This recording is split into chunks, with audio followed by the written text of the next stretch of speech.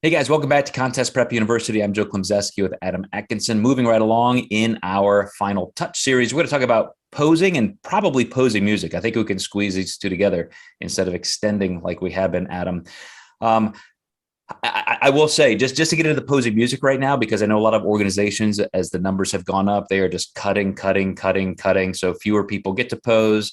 It used to be 90-second routines are now 30-second routines. T-walk kind of music has gone by the wayside years ago. So now it's just with house music.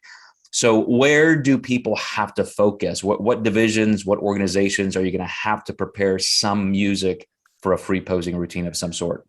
Yeah, in the NPC, when you make finals, it's bodybuilding, men and women's physique that you're going to have to worry about those. And then also classic physique, whether it be the top 5 or the top 10 do their routines, typically a minute long. So typically my only rule with that is listed on the NPC website is just try not to do anything that's too profane and also just make your routine classy. Don't do anything too crazy out there, but also make it a show, and make it one of those things where if you were in the audience you would be looking forward to this routine, or it's a great way to present the art of bodybuilding, and that's why I still like to this day seeing the posing routines. Yeah, so let's talk about that a little bit, because I know we've done, I think, maybe even an entire series on posing itself. But what you just said about vulgarity and that kind of thing. I mean, talk about changes generationally. I remember back when I was promoting shows, probably almost 30 years ago, and I would explicitly say, like, you cannot have any cuss words in this, blah blah blah. This is a family event, and I'm like, well, now I think the FCC has even just has on almost anything goes rule, and so you hear stuff like that on the news and so forth. So again, though, I mean, just super vulgar would be in poor taste. But there are people who like an aggressive type routine and persona on stage. Some people are very dance oriented. Some people, even just in a bikini walk, we've talked about how you present yourself, and you're creating almost a character, or you're highlighting and emphasizing something in your personality that you want to be unique and different.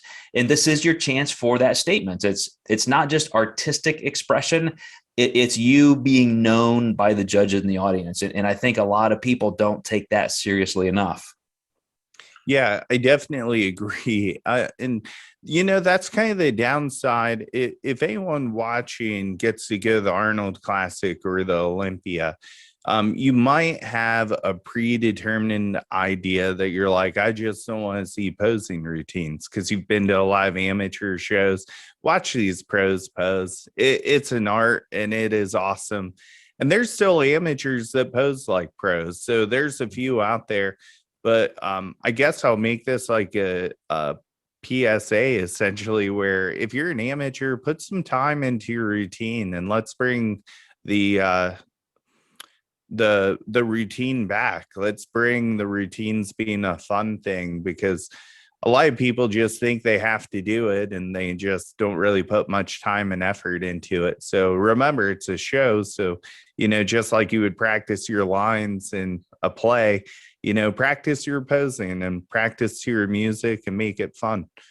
Yeah, not everybody is super extroverted. I know that, especially me. When I was doing routines in my 20s and so forth, it was such a challenge to try and bring out personality. But that's where your metaphor of a play really comes in, which is, you do want to engage. This is entertainment for your friends and family. It's entertainment for people there, people who are kind of trudging their way through a long day in the sport to support their friends and family. And so for you to make it fun for everybody, make it worthwhile, I think collectively that's a good part of the sport. And that is your professional attitude, or it should be, that you're going to do your best for everybody involved. Yeah, absolutely. Which is a pro mindset to me. So I love it when I see my guys or my girls, taking the time to really focus on everything outside of just how they look, but also how they present it. Yeah, it is your time to shine. And as we say, whether you're on stage for 30 seconds or 15 minutes in a long prejudging, this is your chance to not just enjoy it, but really put your best foot forward in terms of placement, because attitude matters. We've talked so much in our series in the past, Adam, about mirror neurons and smiling and engaging with judges and so forth. So take that seriously, guys. We're going to wrap up with one more episode, so stay tuned. We're going a little bit long in this series, but we have something really critical that I think is make or break to chat about in our final episode. We'll see you next time in the Final Touch series of Contest Prep University.